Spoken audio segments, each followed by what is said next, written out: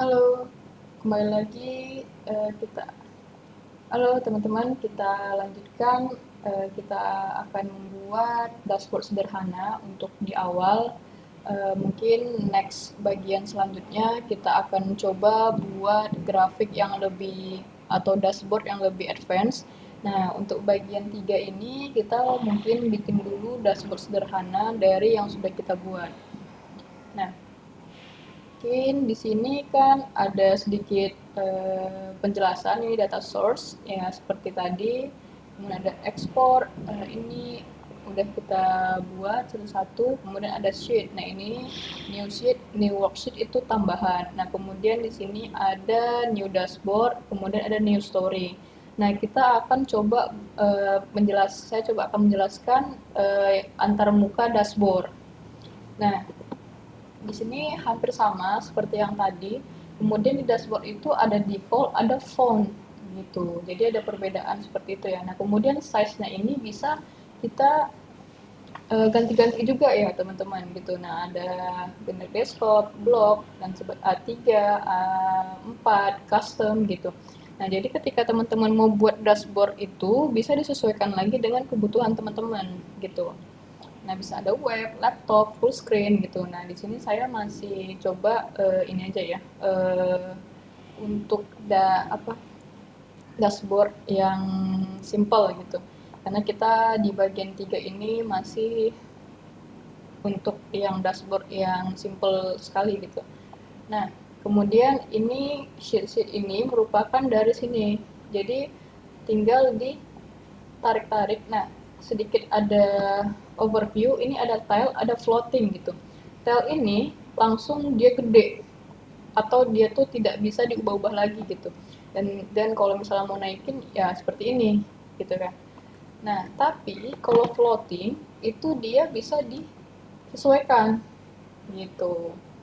Nah, bisa kita eh, bikin masing-masing gitu. Bisa kita gedekan atau bisa kita kecilkan gitu ya. Nah, itulah yang membedakan tel sama floating.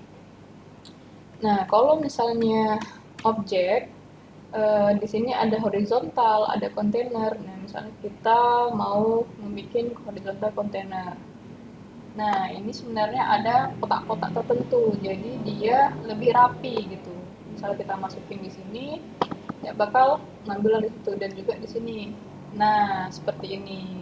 Jadi kalau ketika floating, dia kita rapikan sendiri. Kita rapikan sendiri, teman-teman. Nah, kita rapikan sendiri, kita ini. Nah, tapi ketika kita menggunakan tile ini dan horizontal ini, dia bakal lebih rapi seperti ini dan sama size-nya gitu. Jadi kita tidak perlu lagi menggunakannya. Nah, kapan sih penggunaan tile itu, voting itu digunakan? Nah, seperti ini. Ini kita ada 2020 apa ini namanya? Apa ya? Ini ya. Ini apa sih namanya? Lupa lagi. Nah, habis itu ini kita bikin dia legend legend. Nah, jadi kita floating kan. Nah, disinilah penggunaan floating itu berguna gitu teman-teman. Nah, di sini. Nah, tapi ini 2020 masih ada ya? Apa kita ilangin? Nah, gitu. Jadi ini kita rapikan sedikit. Nah, itulah penggunaan floating dan tile gitu ya. Kemudian ada vertikal, kemudian ada teks. Mungkin kita masukin di atas itu ada teks. Nah, judul dashboard. Oke, typo ya. Dashboard. Nah, ini kita mungkin kita kecilin ini. Oke, nah seperti itu. Kita bakal kasih dia di tengah. Oke, nah, kita rapikan sedikit. Nah, gitulah penggunaan teks, ada extension, as data, data story, image, black, workflow, dan web page. Nah, kita bisa ngambil-ngambil di sana ya teman-teman. Nah, itu berikut merupakan sedikit overview di antarmuka dashboard. Oke, kita akan melanjutkan uh, untuk dashboardnya ya teman, mungkin kita hapus dulu aja untuk judulnya dan sebagainya.